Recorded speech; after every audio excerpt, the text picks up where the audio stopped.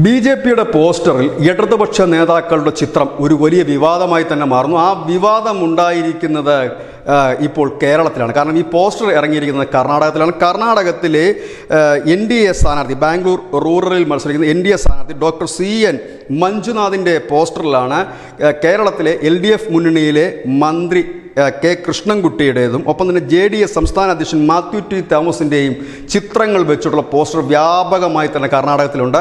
അതായത് NDA, BJP നേതൃത്വം നൽകുന്ന NDA, അതിൽ തന്നെ നരേന്ദ്രമോദിയുടെ പടമുണ്ട്, അമിത്ഷായുടെ പടമുണ്ട്, നദ്ദയുടെ പടമുണ്ട്, K. കൃഷ്ണൻകുട്ടിയുടെ പടമുണ്ട്, ഒപ്പം മാത്യു ടി തോമസിൻ്റെ പടമുണ്ട്. കാരണം ഇതിനെക്കുറിച്ച് ന്യായീകരിക്കാൻ കേരളത്തിലെ CPM പെടാപ്പാട് പെടുന്നൊരു സാഹചര്യമാണ്. കാരണം 2023 അവസാനമായപ്പോഴേക്കും ദേവഗൗഡ നേതൃത്വം നൽകുന്ന JDS NDAയുടെ ഭാഗമായിരുന്നു.